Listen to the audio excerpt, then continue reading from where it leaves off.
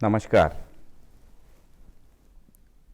In this lesson, we are going to discuss the law and dispute resolution during the era of LPG, that is liberalization, privatization and globalization. An introduction. The objectives of this lesson are to understand the impact of LPG policy for India, to discuss the methods of dispute resolution before and after the advent of LPG, to highlight the changing nature of dispute settlement processes in the contemporary world, to understand the changes in the dispute resolution scenario, to analyze the emerging focus on the alternative dispute resolution methods and private international law, and to assess the advantages of ADR methods over the judicial dispute resolution processes. Dispute resolution is the process of resolving disputes between parties.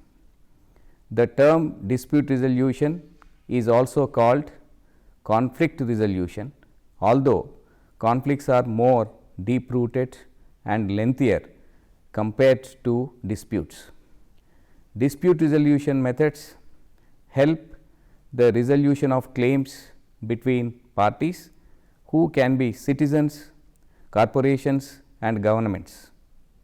Generally, the dispute resolution processes fall into two categories, that is the adjudicative processes like litigation or arbitration, in which a judge, tribunal or arbitrator determines the outcome, and consensual processes, which include the methods of mediation, conciliation or negotiation, in which the parties attempt to reach agreement voluntarily.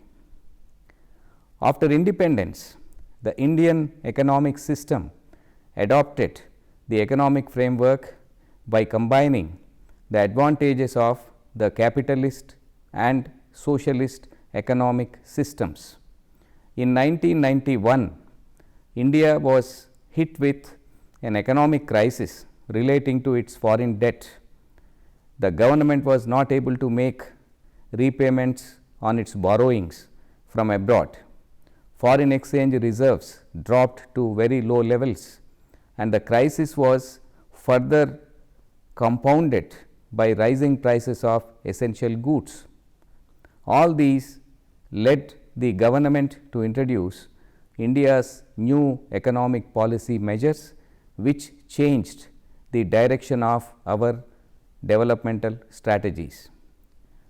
India announced the new economic policy on July 24, 1991 to liberalize and open up the economy by removing restrictions on the private sector, reduce the role of government in many areas, and removing trade restrictions between India and other countries.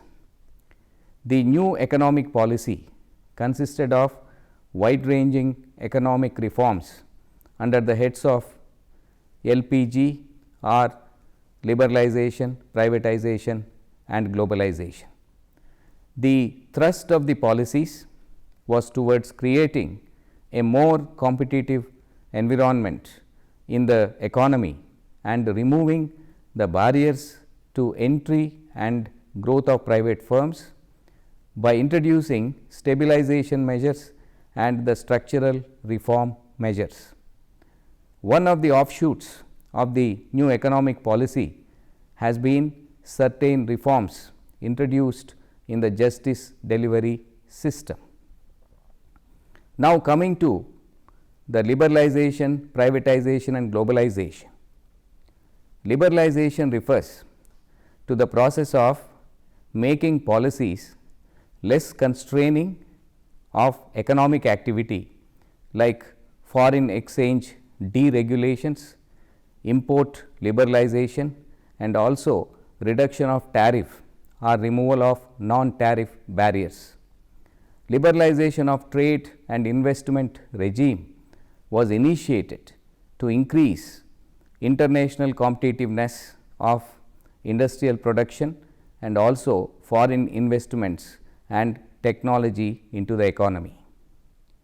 Privatization means the transfer of ownership of property or business from a government to a privately owned entity. Government companies are converted into private companies in two ways. One, by withdrawal of the government from ownership and management of public sector companies, and two, by outright sale of public sector companies. This process is also known as disinvestment.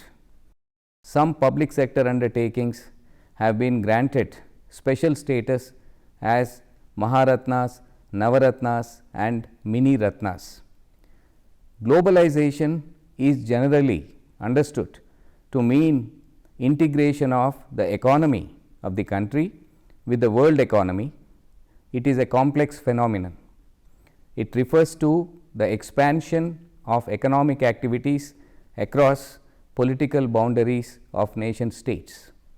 It is an outcome of the set of various policies that are aimed at transforming the world towards greater interdependence and integration. It involves creation of networks and activities transcending economic, social and geographical boundaries. Globalization attempts to make the world a borderless world like a global village. Outsourcing is one of the important outcomes of the globalization process. Most multinational corporations and even small companies are outsourcing their services to India, where they can be availed at a cheaper cost with reasonable degree of skill and accuracy. The low wage rates and availability of skilled manpower in India have made it a destination for global outsourcing in the post-reform period. The main objective of the LPG policy has been to achieve economic stabilization, to convert the economy into a market economy by removing all kinds of unnecessary restrictions. The policy aimed at increasing the participation of private players in all sectors of the economy. Thus, the LPG also made an impact on dispute resolution processes, leading to greater preferences to the alternative dispute resolution methods as compared to the judicial dispute resolution. In other words, the involvement of even private citizens and also institutions as key players in the dispute resolution has come to be witnessed in a field otherwise monopolized by the judiciary. Now, coming to the judicial dispute resolution and the challenges faced by it. India, like many other countries, has a well lubricated judicial system consisting of the higher judiciary and the subordinate judiciary, both of which are recognized under the Constitution of India. The Supreme Court as the apex court with 25 high courts as in December 2020 constitutes the higher judiciary, also called the constitutional courts. The courts from the district court down to the proposed Gram Nyayalayas represent the lower judiciary, which could be a combination of criminal, civil and special courts. In addition to these two, there are number of administrative tribunals constituted under Article 323A and 323B of the Constitution to deal with certain special disputes relating to service disputes, tax related disputes, competition matters and telecom dispute settlement, so on and so forth. The 3-tier consumer commissions also resolve the consumer disputes, of course, under a special law. Though the trust of the citizens is reposed to a great extent in the judicial dispute resolution in general and in the judiciary in particular, the record of dispute resolution by judiciary in India is far from being satisfactory. The reasons for this are docket explosion, that is huge pendency of cases, the avoidable and undue formalism in the form of procedural rigidities, the inordinate delay in disposal of cases, lack of expertise among majority of the judges in emerging areas of litigation and technology. Lastly, the very low ratio of the judges and population. Other reasons could be the apathy on the part of the government in establishing sufficient number of courts and tribunals, and also in its failure to fill up the judicial vacancies. When the international community of investors and traders are looking for ease of doing business, they naturally expect effective resolution of disputes, which is speedy, informal and comparatively less expensive. Further, they also look for finality of the decisions, so that the stakeholders are not compelled to wait for a number of years on account of never ending appeals. Yet another important issue is the ineffective enforcement of the contracts, the court orders and judgments, particularly in international disputes. In the context of the core areas of application of private international law, like commercial disputes and disputes relating to personal matters, the above problem gets further compounded due to the complex questions involving choice of jurisdiction, choice of law, recognition and enforcement of foreign judgments.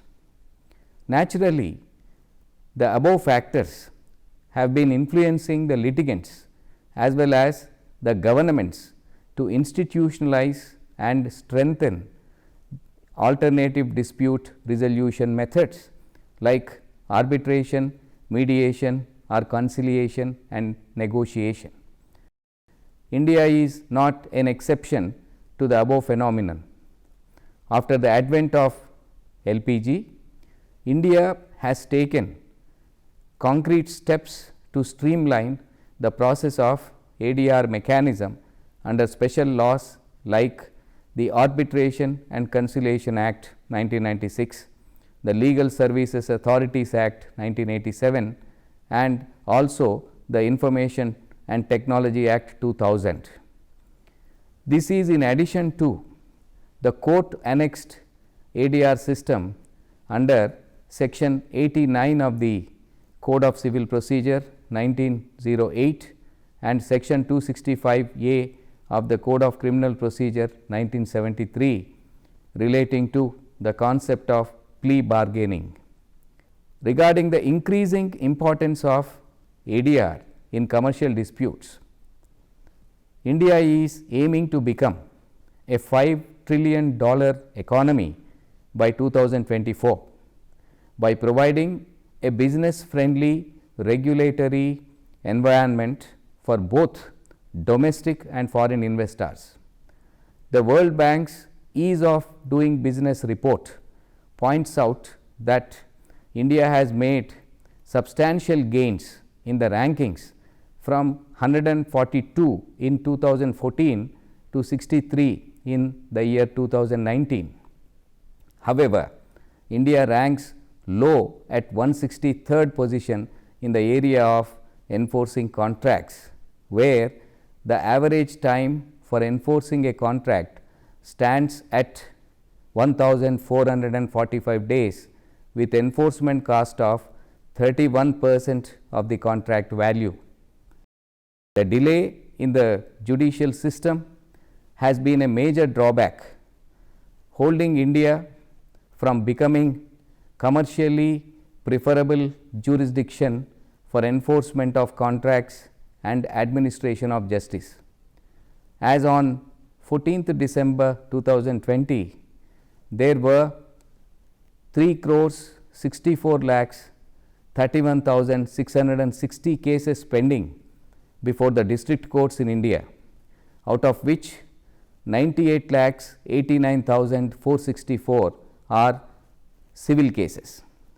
Then coming to high courts in India, 53,32,816 are pending, out of which 38,15,083 are civil cases, and in the Supreme Court of India, 64,426 cases are pending.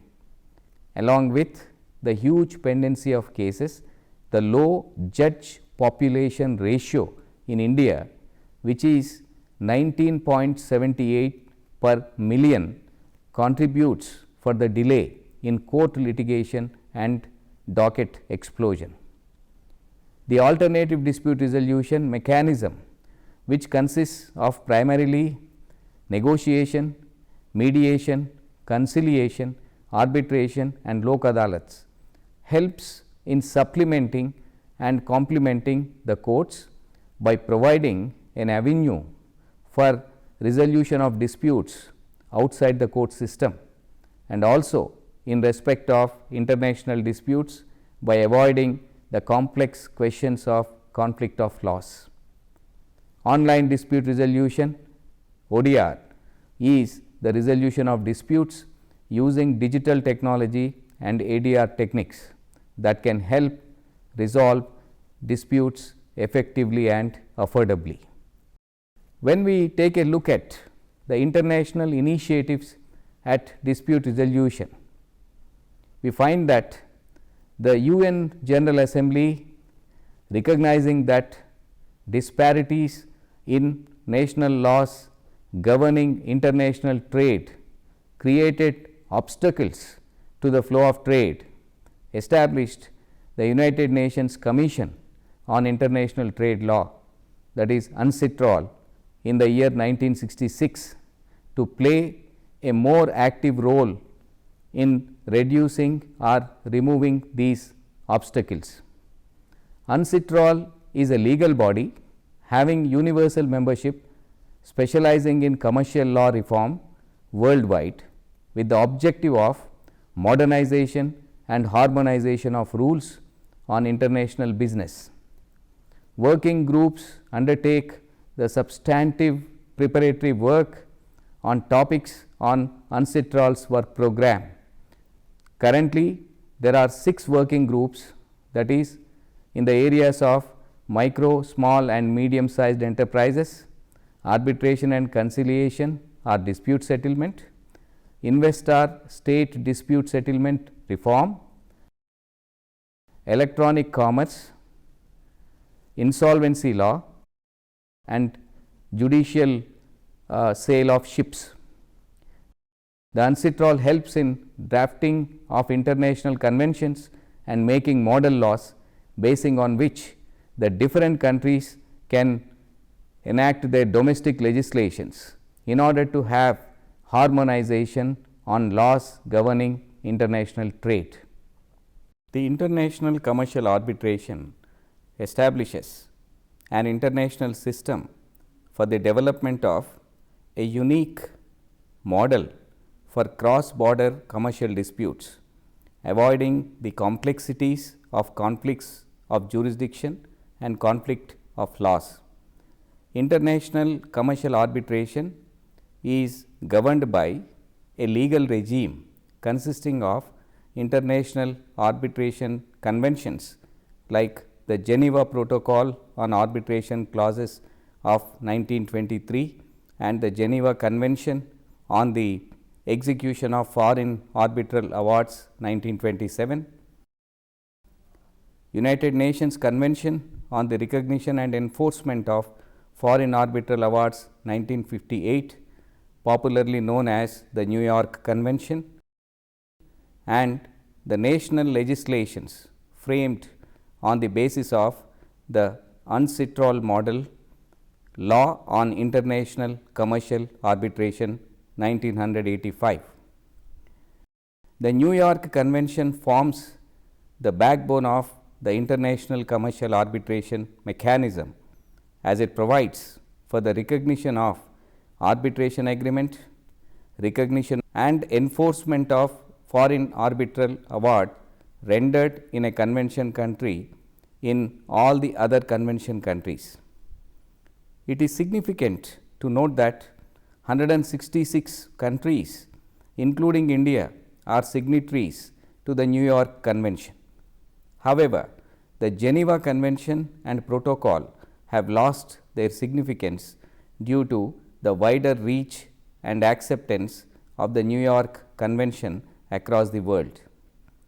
Under this legal framework, the parties belonging to different countries can enter into any commercial contract, and by virtue of the presence of a valid arbitration agreement, either as a clause in that contract or as a separate agreement, may resort to arbitration for resolution of their dispute by having a seat of arbitration in any convention country.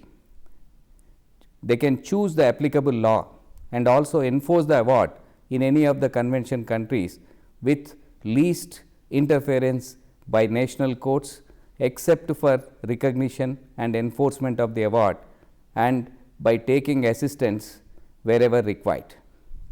It is interesting to note that the arbitration has become the default resolution system in international contracts.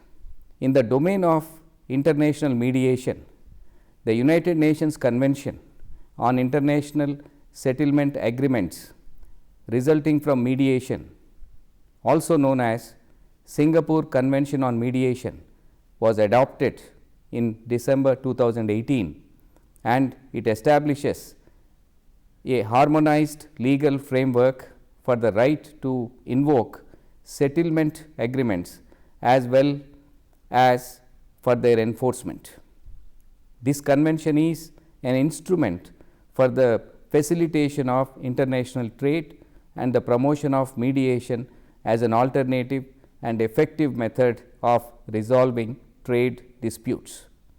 Being a binding international instrument, it is expected to bring certainty and stability to the international framework on mediation, thereby contributing to the sustainable development goals, mainly the goal number 16 on peace, justice and strong institutions. The convention has 53 signatories, including India. Apart from this, investor state dispute settlement is a system through which foreign investors can agitate their rights against the host state for employing discriminatory practices based on the bilateral, multilateral treaty between them. A majority of investor state dispute settlement cases are governed by the Convention on Settlement of International Investment Disputes 1966, which adopts the mechanism of international treaty based arbitration for settlement of the disputes outside the national court system. The World Intellectual Property Organization Arbitration and Mediation Center was established in the year 1994 and offers time and cost efficient alternative dispute resolution options such as mediation, arbitration, expedited arbitration and expert determination to enable private parties to settle their domestic or cross border commercial disputes involving intellectual property rights. The WIPO Center is international and specialized in intellectual property and technology disputes. The WIPO Center is also the global leader in the provision of domain name dispute resolution services under the WIPO designed Uniform Domain Name Dispute Resolution Policy UDRP. Under the policy, most types of trademark based domain name disputes must be resolved by agreement, court action or arbitration before a registrar cancels, suspends or transfers a domain name. Disputes alleged to arise from abusive registrations of domain names like cyber squatting may be addressed by expedited administrative proceedings that the holder of trademark rightly initiates by filing a complaint with an approved dispute resolution service provider.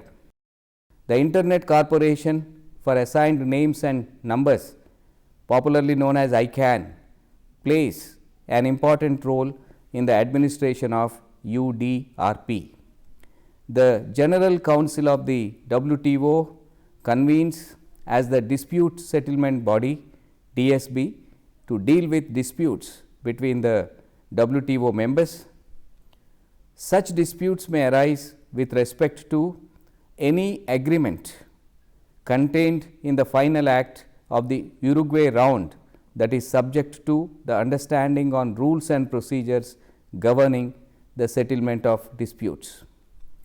The DSB has authority to establish dispute settlement panels, refer matters to arbitration, adopt such panel, appellate body and arbitration reports, maintain surveillance over the implementation of recommendations and rulings contained in such reports, and authorize suspension of concessions in the event of non-compliance with those recommendations and rulings.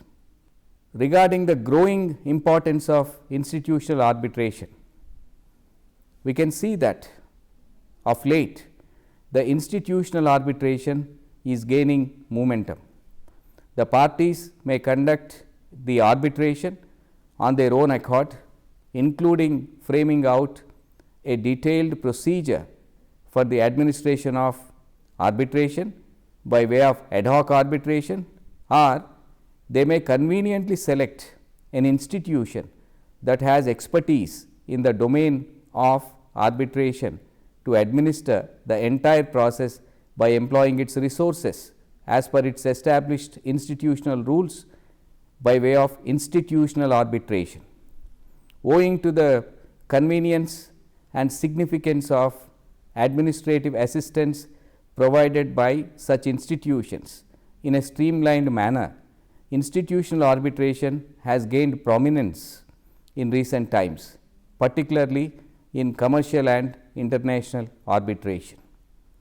There has been a steady increase in the arbitral institutions worldwide, and there has been emphasis on promotion, provision and regulation of institutional arbitration even in India. Some of the prominent arbitral institutions at the international level are the ICC, International Court of Arbitration, London Court of International Arbitration, Singapore International Arbitration Centre, Arbitration Institute of Stockholm Chamber of Commerce, Hong Kong International Arbitration Centre, and at the national level there are Indian Council of Arbitration, Mumbai International Arbitration Centre, International Centre for ADR, Nani Palkiwala Arbitration Centre, Indian Institute of Arbitration and Mediation, so on and so forth. The Law Commission of India in its 246th report has noted that ad hoc arbitrations usually devolve into the format of a court hearing, with the result that adjournments are granted regularly and lawyers too prefer to appear in court rather than completing the arbitration proceedings, and therefore recommended that there is a need to promote institutional arbitration where a specialized institution with a permanent character aids and administers the arbitral process by providing qualified arbitrators empaneled with the institution. The high level committee to review the institutionalization of arbitration mechanism in India under the chairmanship of Justice B.N. Sri Krishna in its report has recommended for establishment of a body for grading arbitral institutions in terms of efficiency and speed of the arbitral process, infrastructure, panel of arbitrators and quality of arbitral award made, and also for accreditation of arbitrators, so that quality of arbitration and the inclination towards arbitration as a preferred mode of dispute resolution improves in the country. Also, the provision for establishment of the Arbitration Council of India under the 2019 Amendment Act, that is in the context of Arbitration and Conciliation Act 1996, goes in the direction of establishing a proper framework for governing institutional arbitration in India.